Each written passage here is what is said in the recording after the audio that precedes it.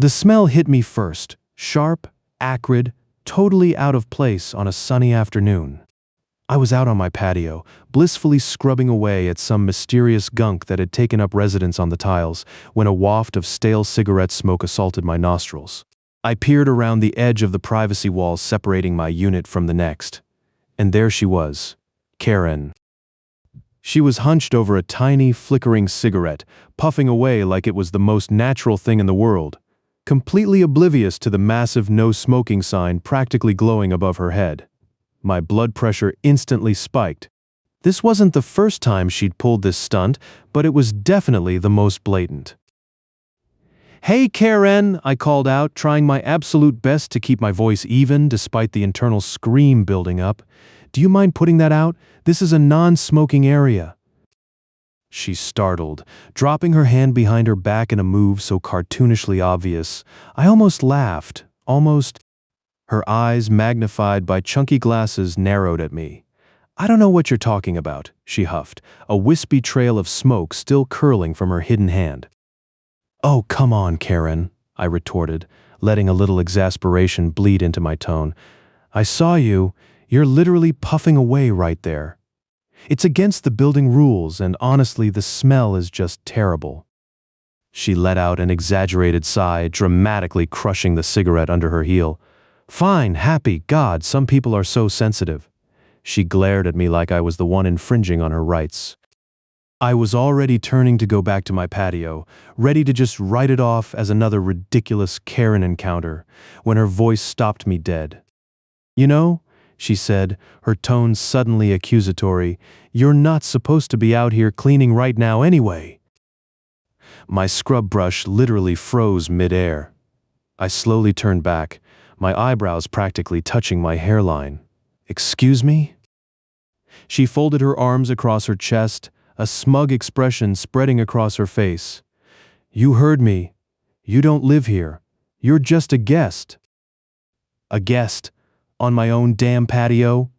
My jaw went slack. "Karen," I started, trying to wrap my head around the sheer absurdity of it all. "I live here. This is my patio. I pay rent. I have a lease. I've been here for 3 years. Her face went from smug to a kind of flustered indignation, but she wasn't backing down. "I don't care what you say. You're not allowed to clean your patio. You're causing a disturbance." Okay, that was it. My patience, which was already thin, snapped. "A disturbance? By cleaning my own patio? You want to talk disturbance, Karen? How about smoking in a non-smoking area? Because I'm about 5 seconds away from reporting that to the building manager." Her eyes flickered with a flicker of fear, but it was quickly replaced by outrage. She fumbled in her purse, pulling out her phone. "Oh, you are you? Well, I'm calling him right now. I'll tell him you're harassing me." I actually laughed, a real, honest-to-God laugh right in her face. "Go right ahead, Karen. I'd be happy to explain the situation to him. Maybe he can remind you of the non-smoking policy, and maybe, just maybe, he can explain to you that residents are allowed to clean their own property." That seemed to deflate her a bit. She stared at her phone for a long moment, then shoved it back into her bag with a frustrated growl. She mumbled something under her breath, probably not very flattering, and stomped off, practically radiating fury. I went back to my cleaning, but the bizarre encounter left me buzzing. Who was this woman, and why was she so utterly convinced I didn't live here? Later that evening, venting to my mom about crazy patio lady, she just sighed, a sad, knowing look on her face. "Oh, Kai, that's Karen. She's the live-in caretaker for the old couple downstairs, the Greens. Bless her heart, she's always been a bit confused lately. Sometimes she gets it in her head that she's the one in charge of the whole building, or she forgets who lives where." The revelation hit me like a splash of cold water. Suddenly, her nonsensical accusations, her flustered denial, her seemingly genuine confusion about my residency, it all clicked into place, making her less of a typical Karen and more of a genuinely troubled person. The next day, I bumped into her in the mailroom. She looked frail, a little lost, rummaging through a stack of envelopes. My initial irritation had been replaced by a strange mix of pity and discomfort. I decided to try to be civil. Hey, Karen, I said gently, offering a small, conciliatory smile. How are you doing today? She looked up, her eyes wide and unfocused, as if she were seeing me for the first time. Do I know you? She asked, a genuine question in her voice. My smile faltered. It's Kai. We had a little chat yesterday about the patio. A slow, hesitant recognition dawned in her eyes, mixed with a hint of shame. Oh, right, she murmured, a faint blush creeping up her neck. I remember now. I'm so sorry about that. My memory isn't what it used to be. I just waved a hand dismissively, the fight completely gone out of me. No worries, Karen. It happens. We all have our off days. She gave me a weak, slightly confused smile and then went back to her mail, still looking a little bewildered. I walked away, feeling a strange blend of sadness and understanding. I guess some people really are just a bit off. And sometimes the Karen you meet isn't acting out of malice, but out of a battle with their own mind. It doesn't make the encounter less frustrating in the moment, but it definitely changes the way you look at things. Before we get into the last story, and trust me, it's the wildest one yet, make sure to subscribe. You won't want to miss the next one. I swear sometimes these guys on base think they own your whole damn life. One minute I'm finally finding my rhythm after my husband's deployment. The next I'm staring down his lieutenant in his office, ready to unleash a decade of pent-up I don't work for you energy. Yeah, I'm Aubrey, just your average middle-class woman who usually just vents on our entitled people, but this time I was the one getting entitled at. See, my husband had just deployed for 6 months, leaving me in charge of pretty much everything back home. To keep busy and bring in some extra cash, I'd picked up a job at the after-school care facility right there on post. It was perfect. Good money, kept my mind off things, and I actually felt productive. Everything was going smoothly, or so I thought. Then came the first suggestion from my husband's lieutenant, a man I'll call LT Arrogance. My husband, bless his heart, relayed it from him. All spouses needed to attend a pre-deployment meeting organized by the chaplain. My initial reaction? A full-body cringe. I'd been through this before, I knew the drill, and frankly I had zero desire to sit through a PowerPoint about coping strategies when I had kids to pick up and dinner to make. I politely declined, telling my husband to let LT and Arrogance know I appreciated the thought, but I was unable to attend due to my work schedule. Big mistake. LT and Arrogance didn't take no for an answer. He insisted. Said it was vital for me to understand the deployment process better. Understand what? How to use Skype? How to miss your spouse? I was already living it, thanks. His insistence escalated. It wasn't just a suggestion anymore, it was an implicit order. My husband, caught in the middle, started getting pressured. Did Mrs. Aubrey get the message? Is she coming? It went from a casual request to a full-blown expectation that I, an adult woman with her own job and responsibilities, would drop everything to attend some mandatory spouse seminar. That's when my temper, usually pretty well behaved, decided to make a guest appearance. This wasn't about the meeting anymore, it was about blatant disrespect for my autonomy. Who did he think he was, telling me where I had to be? I wasn't in the military, I wasn't his subordinate, and my time sure as hell wasn't his to command. My blood was boiling. I wasn't just annoyed, I was offended. So, I did what any self-respecting woman who's tired of being treated like a child would do. I marched straight to his office. I didn't knock, I just walked in. He looked up, a surprised smirk on his face, probably expecting me to apologize for being difficult, but the look on my face must have wiped that smirk right off him. Lieutenant, I started, my voice dangerously calm. I understand you're insistent that I attend this spouse meeting? He puffed out his chest a little. Yes, Mrs. Aubrey.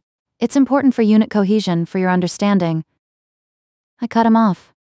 Listen, with all due respect, I am not a subordinate under your command. I don't work for you, and my personal time, including my work schedule at the after-school care, isn't subject to your orders. I leaned forward slightly, putting my hands on his desk. I'm a grown woman, perfectly capable of making my own decisions. I've been doing a damn good job running my household and my new job since my husband deployed, and I certainly don't need lectures from you about what's important for me to understand. His eyes widened and he started to stammer something, but I wasn't done. Frankly, your insistence is patronizing and completely out of line. My obligations are to my family and my employer, not to your office's social calendar. You need to understand that. Now, what I didn't realize was that the doors to the adjacent higher-ranking officers' offices were open, and they were listening. I saw a couple of heads peeking out, trying to suppress grins. They were absolutely eating it up, watching this young, hotshot lieutenant get dressed down by a civilian spouse. The silent amusement from the higher-ups was palpable, and it gave me an extra shot of courage. The lieutenant, realizing he was thoroughly outmaneuvered and probably embarrassed to boot, went pale. He finally just nodded slowly. Understood, Mrs. Aubrey. Good, I said, pushing off his desk, because I will not be attending that meeting. And I turned and walked out, leaving him sputtering. The very next day he actually sought me out to apologize. He looked genuinely chastened. He admitted he'd overstepped, that he'd learned his lesson, and that he wouldn't try to control me or my schedule again. And he never did. The higher-ups apparently had a good laugh and probably had a quiet word with him too. I went back to my job feeling ridiculously satisfied, not just that I'd stood up for myself, but that there was absolutely no fallout for my husband, which was my biggest concern. It was a valuable lesson not just for the lieutenant, but for me too. It reinforced what I already knew. I don't need anyone's permission to do what I want. I'm a strong, independent woman, and my life isn't dictated by some military brass's arbitrary expectations. So yeah, next time someone tries to tell you what to do when you don't even work for them, remember, you're in charge of your own life. Stand up for yourself. It feels damn good. And that's why the ancient Greeks probably cheated a lot in the Olympics. Indy declared, practically vibrating with excitement. His arm swept dramatically towards an imagined stadium, nearly knocking over a small, bewildered-looking tourist. My fiancée Sarah chuckled, gently steering him back from the brink of international incident. "Easy there, Professor Jones," she murmured. "You'll take out an eye." Ben, her brother, just grinned. It was their engagement trip to Paris, a dream come true, and Indy, Ben's best friend since forever, was our self-appointed historical guru. He and his girlfriend Hannah had coincidentally also been in Paris, and a visit to the Louvre with Indy was less a museum trip and more a full-blown historical immersion theater. We were deep in the Romans section, Indy's voice a low, fervent hum of facts about gladiators and emperors. He'd been like this for hours, ever since we'd first stepped into the hallowed halls of the Louvre, his enthusiasm contagious. Now we were moving towards the Greek wing, and I could already feel the energy building towards his beloved Aphrodite of Milos. Just as Indy was launching into a passionate monologue about the evolution of athletic prowess and the aforementioned cheating methods, a soft voice interrupted him. "Excuse me? Are you part of the museum staff?" We all turned. Standing there was a woman, perhaps in her late 30s, with two young boys clutching her hands. They looked a little overwhelmed, probably by the sheer scale of the Louvre, and perhaps by Indy's booming voice. The younger boy, no older than 6, pointed a chubby finger past Indy. "Who's that giant man?" he asked, his eyes wide as saucers. Indy, momentarily flustered from being mistaken for an employee, he definitely wasn't wearing a uniform, looked at us, a faint blush creeping up his neck.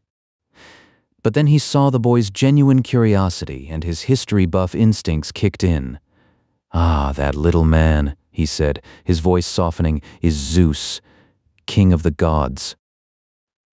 The mom, seeing Indy light up, probably took it as confirmation. "Oh, wonderful. I'm so sorry to interrupt, but my boys are just fascinated, and we can't seem to find an English tour. Are you leading a group?" She gestured vaguely at the 4 of us. Sarah, ever the diplomat, caught my eye, a mischievous glint there. Ben just smirked. Hannah, who's from a small town in Norway and has a knack for connecting with kids, gave the boys a warm smile. Indy paused, then a slow grin spread across his face. "Well, no, not officially, ma'am," he said, his voice now laced with a playful formality. "But if you'd like, you're very welcome to tag along. We're just exploring, and I'd be happy to share what I know." The mom looked surprised, then relieved. "Oh, really? That would be so kind, thank you." And just like that, we had adopted a family. For the next hour, our little impromptu tour grew. Indy, now with an actual albeit miniature audience, absolutely thrived. He led us through the Greek and Roman sections, his explanations tailored for curious young minds. He wasn't just talking about Zeus anymore. He was recounting Hercules' labors, describing the grandeur of the Colosseum, and making the Aphrodite of Milos sound like a living goddess rather than a marble statue. Hannah would chime in with tidbits, her calm demeanor a perfect counterpoint to Indy's effusiveness. Sarah and I mostly watched, delighted, occasionally offering a helpful translation of Indy's more academic tangents. The kids, emboldened, started asking questions. Did the Romans have superheroes? Why does she have no arms? Indy patiently answered every single one, his passion infectious. The mom, Mrs. Davies, as we learned her name was, looked utterly grateful, her shoulders visibly relaxing. We eventually made our way to the museum cafe for a much-needed lunch. The boys, now completely comfortable, peppered us with questions. One of them turned to Hannah. "Where are you from? You talk funny." Hannah laughed, a clear, open sound. "I'm from Norway. It's a country far up north with lots of mountains and fjords. And yes, a long time ago there were Vikings." That immediately sparked a whole new round of questions, expertly fielded by Hannah, who recounted tales of longships and sagas while the boys munched on their croissants. It was during this easy, casual chat about our engagement, about Indy's job as a history teacher back home, about Hannah's background, that Mrs. Davies suddenly looked up from her coffee, a slight flush on her cheeks. "Wait a minute," she said, her eyes widening. You guys don't actually work here, do you?" We all burst out laughing. "Nope," Indy grinned. "Just extremely enthusiastic tourists." Ms. Davies's face went from sheepish to utterly mortified, then back to a relieved, genuine smile. "Oh my goodness, I am so sorry. I just assumed with all your knowledge and how nice you were to the boys," she trailed off, shaking her head. "This is embarrassing." Sarah reached over and squeezed her arm. "Don't be silly. We were having a fantastic time. It was lovely having you all with us." Ben nodded. "Yeah, Indy gets lonely without an audience." We spent another hour after lunch, our combined group exploring more of the vast museum. The "I-don't-work-here-lady" moment had morphed into a genuine connection, a shared adventure.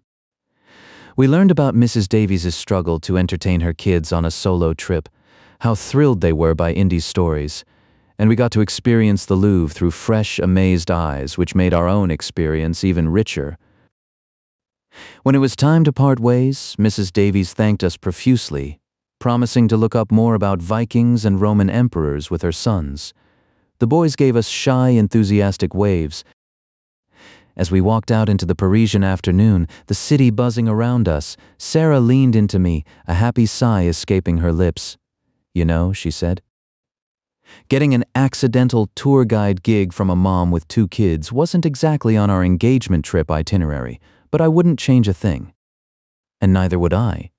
Sometimes the most unexpected encounters are the ones that truly make a trip unforgettable.